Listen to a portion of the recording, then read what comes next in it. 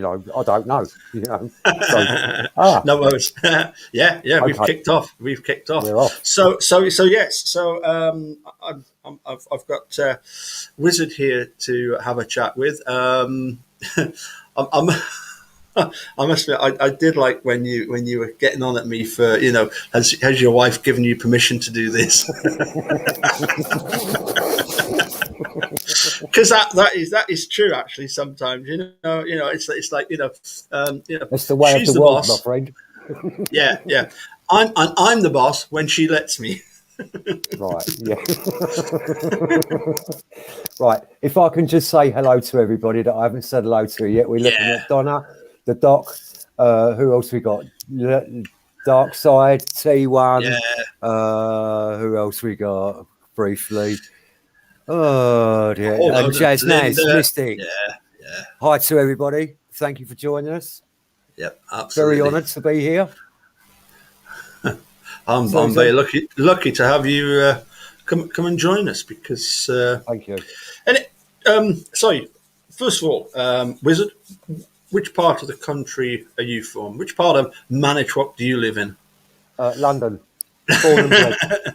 Now, we all live on Avery Road, so we all live at Stephen Avery's caravan. Oh yeah, definitely. Yeah. I mean, that is actually where my head is most of the time at the moment. It has been for the last 4 years. Wow. Yeah. When you first of all, I suppose then the question would be, what was it that hello, Governor? Yeah, okay. T1. What was it that first made you watch the documentary? Was it by accident, or had you been told about it? If you might remember, there was a massive advertisement campaign by Netflix. Yeah. I don't think there was a bus or a bus stop or an advertising board in the UK that didn't have that picture of Stephen and Brendan on it. Wow, yeah. So I'd never been on a computer before 2016. Wow. Somebody gifted me a computer for some voluntary work that I assisted with. My son came up and put Netflix on there for me because I'm a bit of a tech idiot. I saw the Making a Murderer, and I didn't get into it straight away. I was sitting here bored out of my nut, and I just thought to myself, okay, let's give it a shot and see what it's all about. Mm-hmm. And from the first episode, that was it. I was absolutely hooked. I could not believe what had happened within the show, and from my own experience as a former offender, I was absolutely appalled to see the way the case was handled by the law enforcement in Wisconsin. And to get to episode 10 and find that they were still in prison was just unbelievable. Yeah. But what really drew me, I watched the first series and I thought that would be the end of it, Paul. Yeah. And then I got into Facebook and YouTube, and Making a Murderer was everywhere. Yeah. So I found the support groups, and then I didn't realise then that I would become as involved as I have, or that it would play as huge a part in my life as it is at the moment. And I think it was trying to empathise with Brendan during that interview. It broke my heart, Paul. Yep. I mean, I've been through that kind of process. For somebody like myself who's almost had a turnstile at the police station door, do you know what I mean? I could handle that, but to see what they did to Brendan was just utterly appalling, and I felt that I wanted to do something to see if I could help, really. So I joined the support groups, and I watched all the Eric Cozy and Perplexed and a few others, yourself included, and it just, I fell into it. Mm-hmm. Everybody made me welcome. I could see the work that was being done, the effort that was being extended to try to shed light on the situation, and I've been here ever since. And I'm glad I am. It's a fantastic community of people. They've all got the best intentions. that one could expect from anybody, really. And it's good work, I believe. So whatever I can do to, assist or make noise about it, then yeah, I'll do what I can. But according to Sheriff Robert Herman, when I spoke to him, he said, well, you might want to watch Making a Murderer for its entertainment value, but you do realise that, it's completely one-sided. It doesn't present the true story at all. You've basically been duped by this documentary by Laura and Moira and Netflix. Unbelievable. Duped, Yeah. listen, no, I don't. I mean, right, for me, the reality is this. Having spent a bit of time in jail and been around people who have been guilty, myself included, of course, what happens is that I've developed most kind of people who are actively involved in criminal activity. They develop a kind of instinct, Paul, a sixth sense, if you like. And, walking around a prison, you can see the guilty guys. You don't often see an innocent man. And so, just from the visual, an assessment that I made visually about Stephen and Brendan, Paul, there is nothing that would suggest to me that they had anything whatsoever to do with this. Yeah. And, in light of what I've learned since watching Making a Murderer, I'm utterly convinced that there's nothing that, they weren't involved. No way on this earth were they ever involved in it. Brendan just hasn't got it in him. Yeah. And actually, I don't think Stephen has either. I don't think Stephen's capable of killing somebody in cold blood. I really don't. Absolutely not. And Brendan faints at the sight of blood. Oh, please. I mean, look, they've taken a 16-year-old kid. He's never had any interaction with the police, has got no idea of the implications of the Miranda warning. I mean, they screwed him over, Paul. It's as simple as that. He was a means to an end, just a tool. When they didn't have anything at the end of February, after trees went missing, 4 months down the line, they've got nothing. So they're clutching at straws. And Brendan was the last straw, on the pile sort of thing.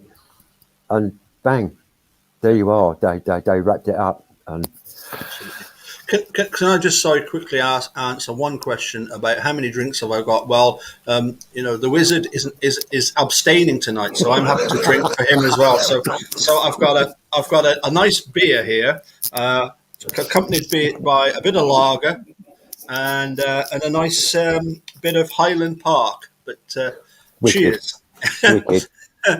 So I wanted to ask you first of all, then, having watched Making a Murderer, being quite naive, I think I was quite naive. I was waiting for the episodes where things were going to start to turn in Stephen Brendan's favour, and somebody was going to come along and say, well, this is nonsense, and we're not going to put up with this. And naively, I thought that was what was going to happen, that there would be, as Mark Hodden pointed out, these sort of checks and balances whereby, things would be, experts would come in and say, this is all wrong. What you've said here in the court case is everything is wrong. What was your sort of reaction when you were watching?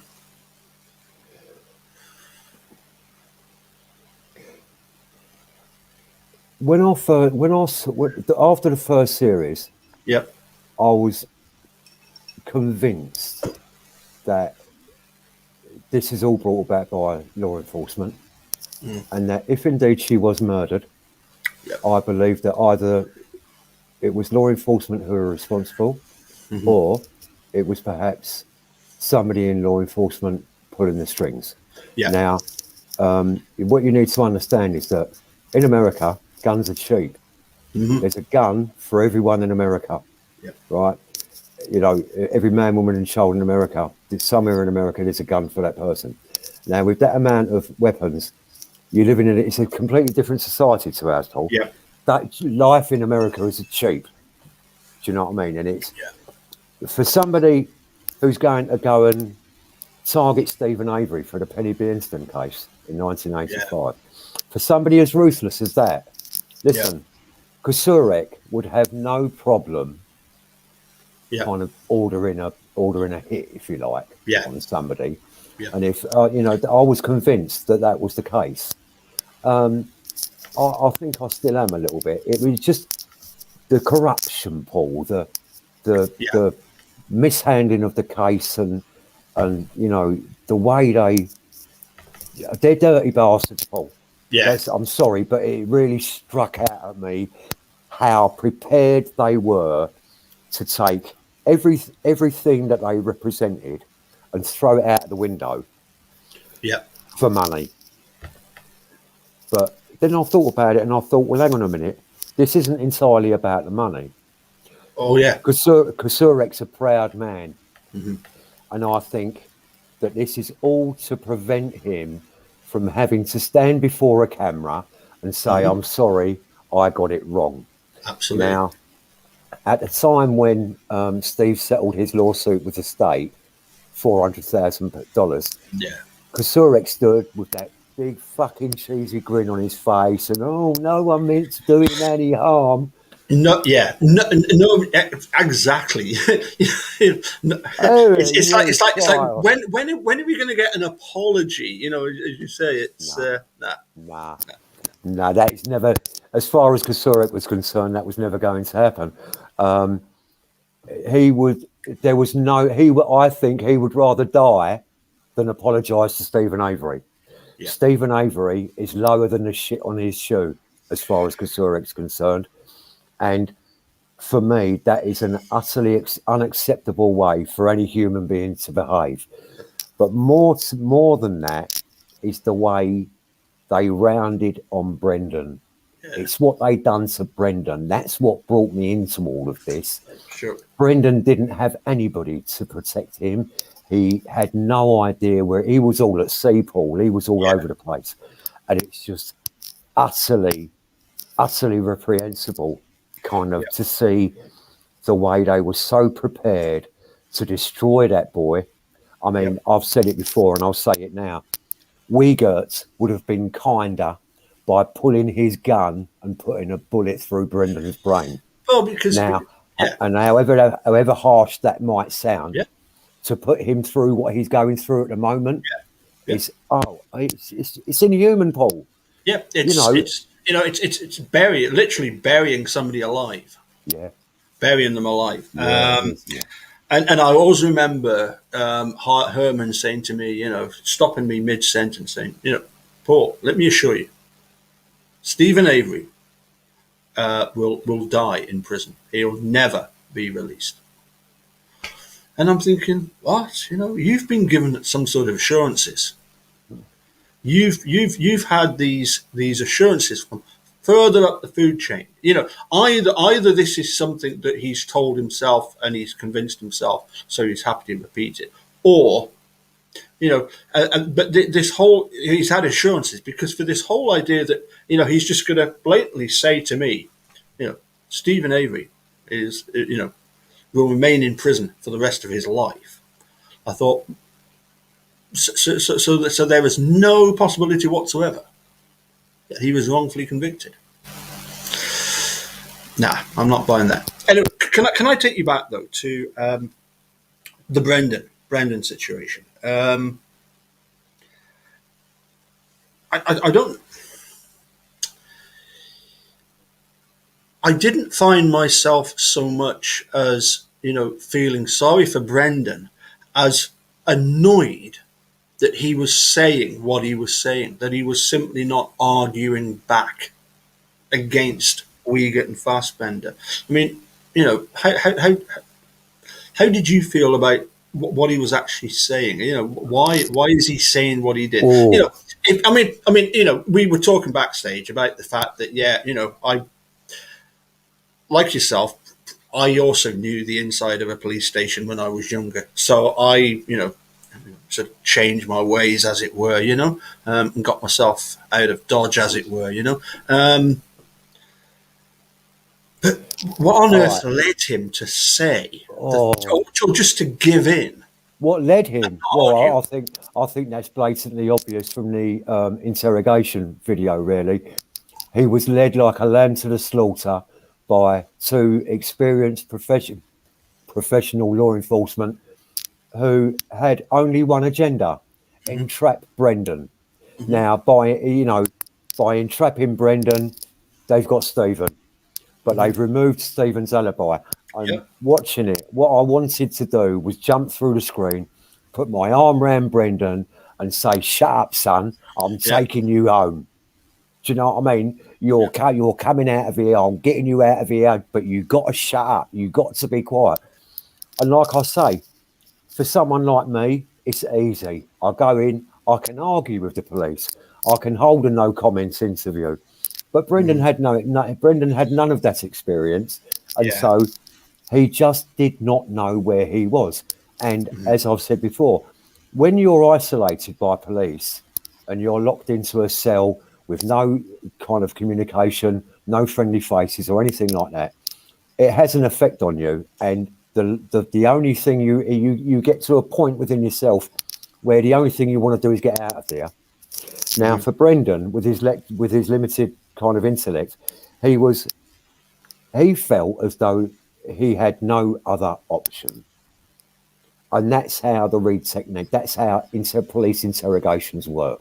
They try to force you into believing that the only answer for you is to talk to them and tell them what they want to know. Yep. And I just wanted to put my arm around him and say, "Listen, son, shut up, stick with me, and we're going home tonight." Yeah. Yeah. And it's, arrgh, makes me really mad.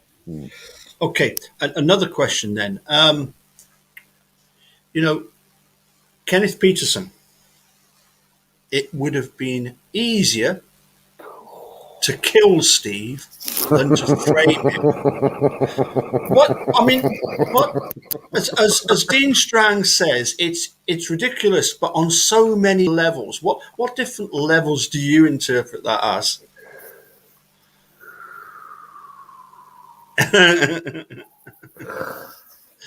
I'm lost for words.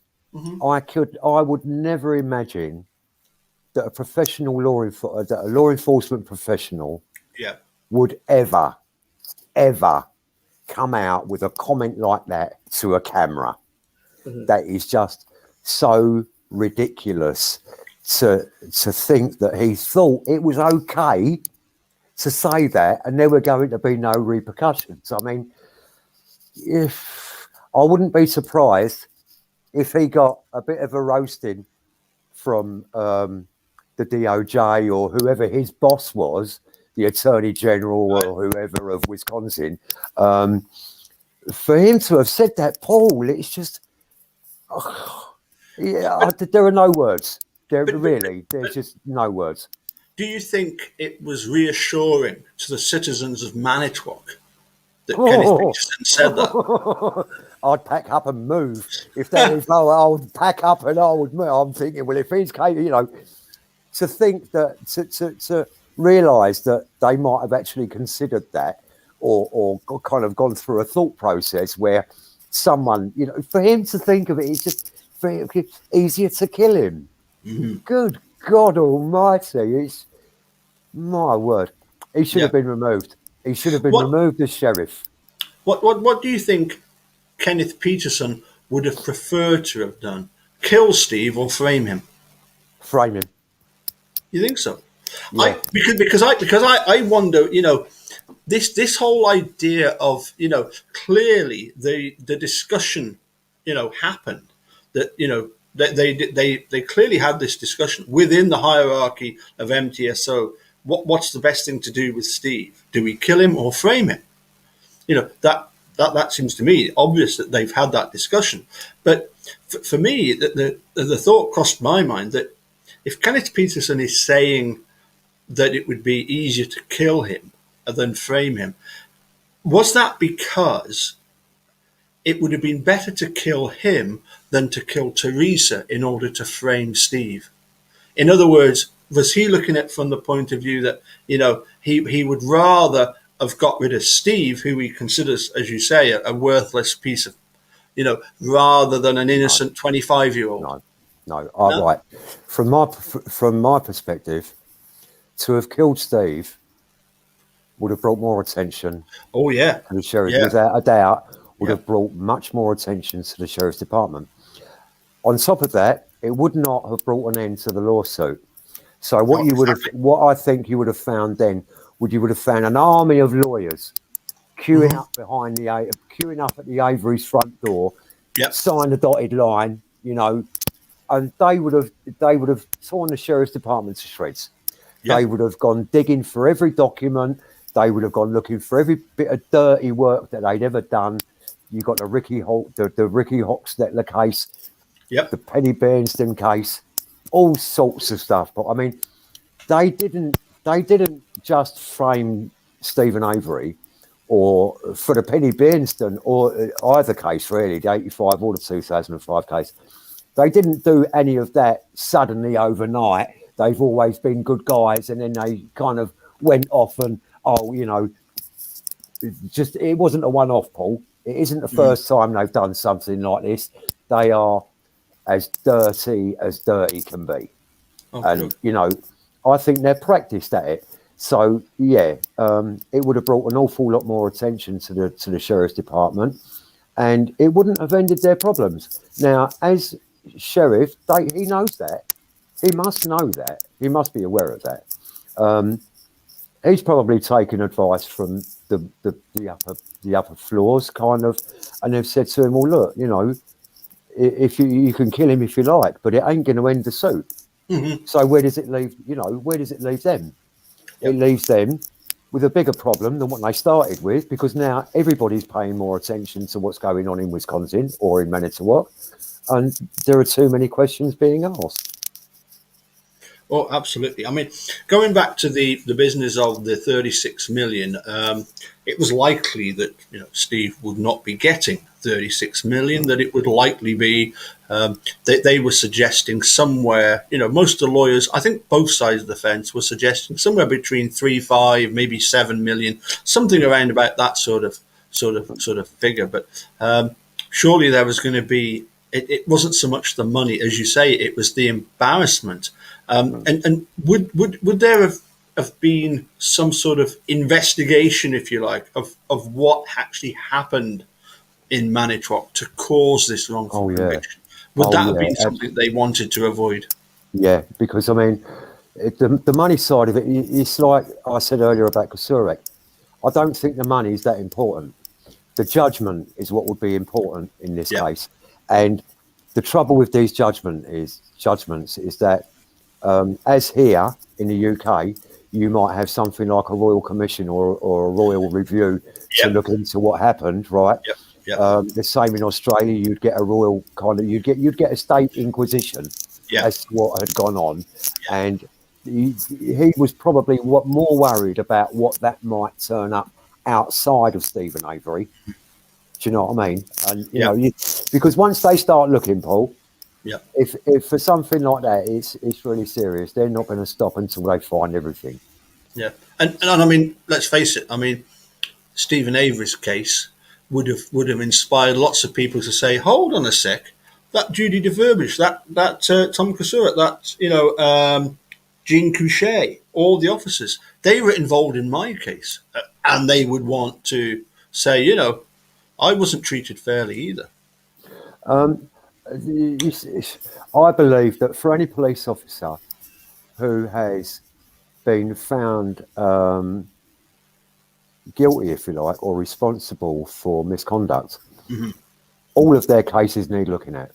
Yeah, Any case that they've ever been instrumental in convicting somebody for, they need to um, they need to examine every case that officer's ever worked on, and they need to be sure, first of all, that there isn't an innocent person in prison, and secondly, of course, and uppermost in their minds probably are the judgments and the payouts if they have been convicted wrongfully. So, it's a big deal, and it takes the whole system, turns it up on its head, and throws it right out the window. yeah. Have So, you have you watched any of the other Netflix documentary? I'm thinking in particular of How to Fix a Drug Scandal. Oh, oh, Because oh, I must admit, Rizard, I cheered at the end when Luke Ryan got thousands and thousands of cases looked at. Every yeah. single case that Annie Ducombe and Sonia Farak had been involved, every single case they had even touched or glanced at got thrown out. Thrown out. Yeah, Yeah, and that is what should happen. yeah. Where you've got an officer who's been found responsible for misconduct, it's they don't just go dirty overnight, Paul. Oh no. It's a progressive kind of cycle, if you like, where they might start off as good cops. They come in with all the best intentions, but what happens is they're bound to become jaded because of the problems that law enforcement face. Now, what will happen is that you'll get a more experienced officer training up these juniors, and they say, "Oh, don't worry about that. We'll just do this. Just do this. No one will ever know. We'll get our conviction. We'll put the bad guy away." Now, okay, they might be chasing a bad guy, and the bad guy might deserve it. But if they can't play clean, why should they expect the criminals to do the same? So, you know, they go dirty. They take on these habits of the more experienced officers, and then it becomes second nature. Sure. Lying and kind of dirty deeds and false kind of witness and all the rest of it. It's bad. It Yeah. is really bad. And once they get into the habit of doing that, it's a long term thing. I mean, some of these guys have been on the job for 10, 15, 20 years.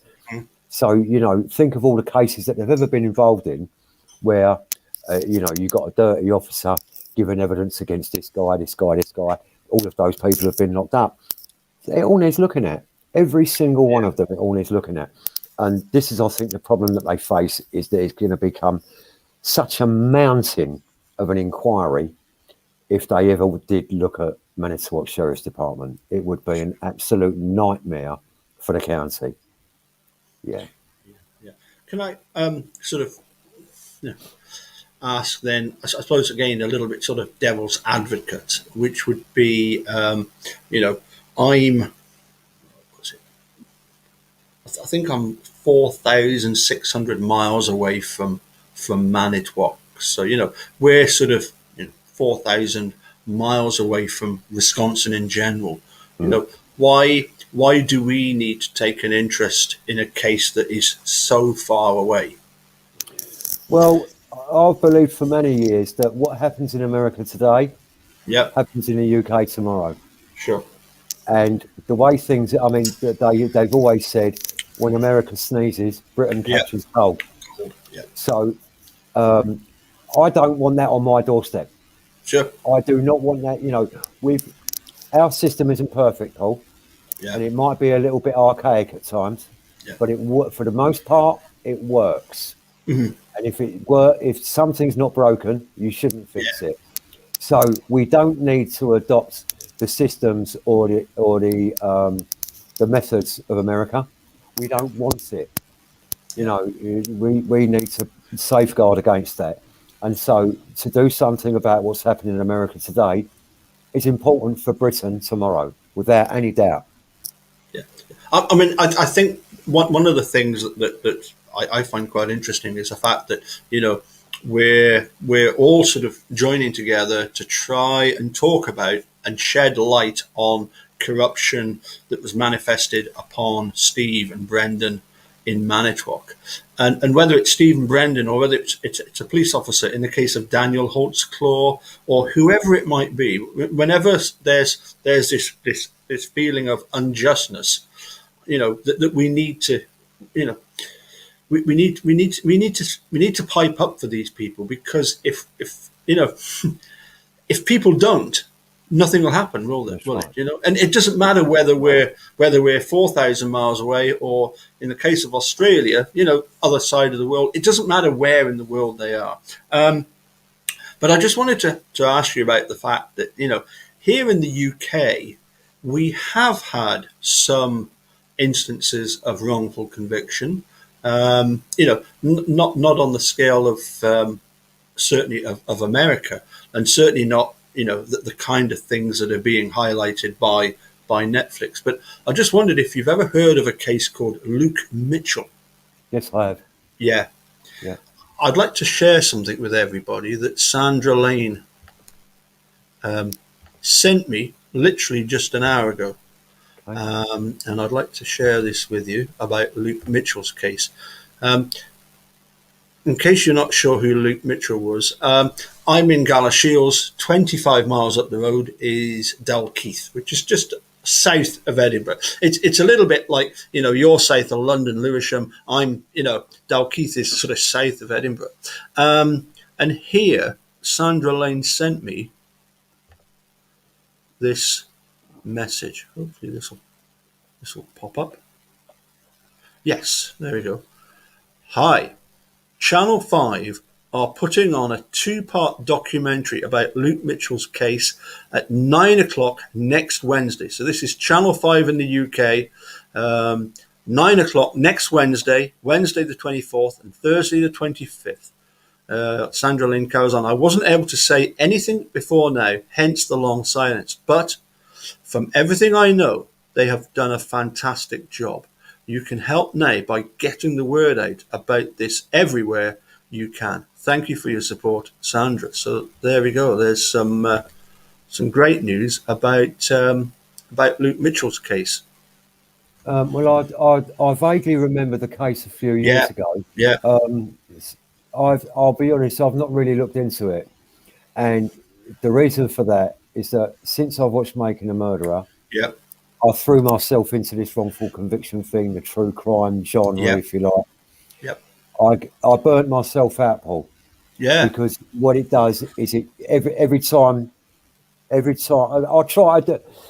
I was an offender, but I've turned my life around, turned over sure, a new leaf, and I'm a completely different person today to sure, what I was in my younger days. yeah, And I try to spread a little bit of good everywhere I go. If I can help, then I will do my best. I will help out where I can. And every time you see something like this, it takes a piece of your heart away from you, Paul. yeah, It affects you in a very profound way. yeah, And I just it burnt me up. I decided that the best thing for me to do was to concentrate on the Making a Murderer yeah, case, Teresa Holbeck disappearance, and only that, because then I can devote myself to that 100%. yeah, There are lots of other people in America who are thankfully concerned about what's happening in America. They're trying to do what they can. yeah, Leave it to them. They're the experts. They've been at it a lot longer than I have. I'm a newbie to the game, really, and so I think that it would be best for me to throw myself into this. I can devote myself to it. I don't want to detract from Brendan and Stephen by spending time on other cases. yeah, It's because you fill your head with stuff and it becomes soul destroying, Paul. It yes, really is. It will bring you down. Now I suffer with chronic depression at the best of times anyway, and I don't need that. no, For me, Making a Murderer's therapy, I got into that, and that's enough for me. yeah, It's just so much of it. It's yeah. oh And so basically, once you'd watched Making a Murder, more or less when it first came out, yeah, no, not at all. I no, didn't see it until well into 2016. right, and then obviously you discovered the Facebook groups, but then obviously you've sort of, I think like everybody here, it affects us so deeply. We just can't believe that there are people out there that are happy with what's happened. They Oh yeah. hide behind the holdbacks and say, this case needs closure. Just go away and think about something else, sort of thing. But I suppose what I wanted to ask was, you then joined various groups. Was it the Facebook groups? Yeah. I joined But I joined the Facebook group for about a year. yeah, I had a couple of situations within Facebook group, the Stephen and Brendan support group, I found it can be a bit clicky, Paul. Yep. You're either part of Yeah. the in crowd or you're not. There Yep. are a lot of people there who Yeah. are prepared to take it upon themselves. I mean, I had one young lady on Facebook in the Facebook group accused me of being law enforcement, a spy. I was like, you Yeah. must be fucking joking. You could not be more wrong if you tried. And you know, I had to have a face-to-face telephone call with her Yeah. and show her my driving license to prove that I wasn't even in America, let alone law enforcement. You know, so and Wow. from there, I lost interest in the Facebook groups because it just nah, it's not for me. It's too much bickering. If you Yeah. can't all work together, then you know you should all find something else to do because you're Yeah. not doing any good for anyone, especially Stephen and Brendan. So Yeah.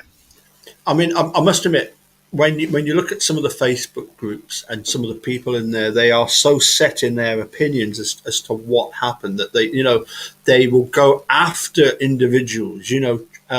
Be offensive towards some of the people involved in this case, which for me is just overstepping the mark. Yes, ask questions of people and have those questions in mind. If you like, I suppose. We're like a dare I say it, sort of low-level investigative journalists, aren't we? yeah, We're trying exactly. to find out, but don't have this opinion that you know exactly what's happened and you're just going to go after somebody just for the sake of it. Well, So yes, I agree. It was very, it can be very cliquey. So I suppose just to finish up with then, where have you sort of found the best of the best supporters? Discord. Yeah, and in particular, Discord and a few YouTube. There are a few YouTubers out there who are doing, you know, fantastic work. Dr. Silkman, yeah, yourself, Eric Posey, God bless him. Um, you know, a few others, and it's unfortunate that there aren't more, but you know, that's that's what's keeping the fire burning. You know, and yeah, they're great people, they're great supporters, and moreover, they support each other yeah, because even a supporter needs a little bit of support now and again. And you know, I don't bring anything to the table. I don't have any research skills. I don't have any experience with kind of this wrongful conviction lark. And so, what I try to do is I try to inject a little bit of humour, as hmm yeah, you know, that's me really. I yeah, try to because it becomes so disheartening that you live your life under a dark cloud. And yeah. so I try to lighten the mood a little bit by injecting a little bit of humour. And everybody, we all need it. You know, we all need a bit of a laugh now and again. It keeps us Absolutely. all on our toes, and it allows us to maintain the interest in following the case. So Well, I mean, you say we all need a laugh. I must admit, I got up early today to watch England versus India at the cricket.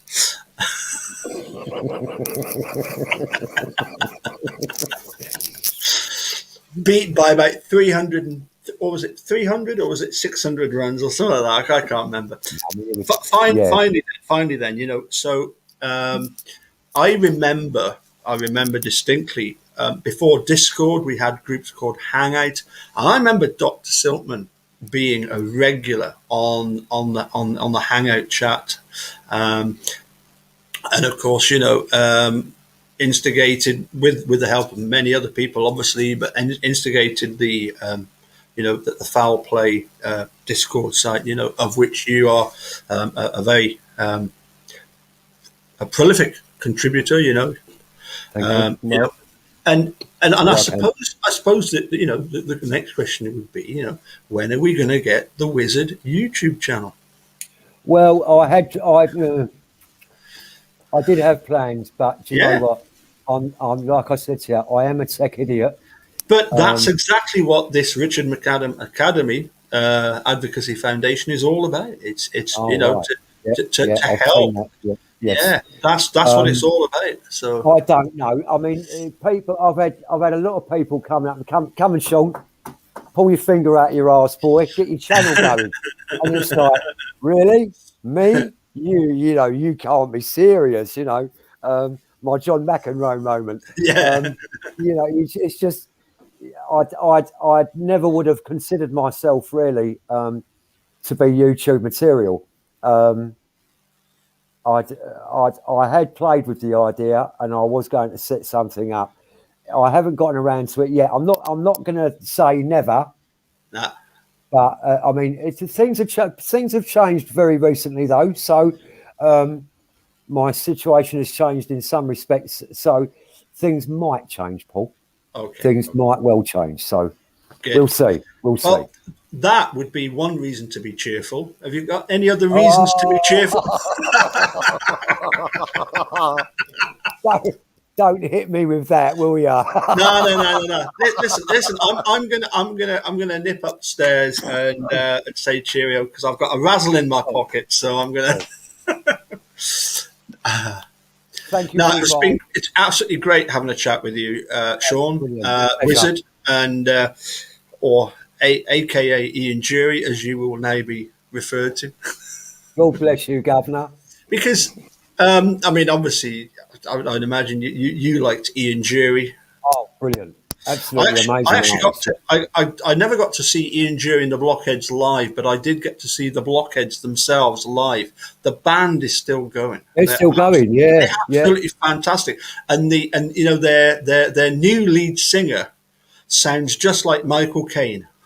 Oh, my God, blimey. Yeah, yeah, it's absolutely You're brilliant. supposed to blow the bloody Bloody doors off. doors off. I'm Brilliant. in the Self Preservation Ocean Society. Society. Excellent stuff. Okay. Cheers, Sean. Listen, Thank you, Paul. Thank you don't for go. everyone. Thank you, everyone in the chat for joining us. It's been a Yeah. pleasure. Hope you've all enjoyed it, and I hope to see you all again very soon. Well, it's goodbye from me. And it's goodbye from him. God bless you all. Bye. Good night. Bye bye.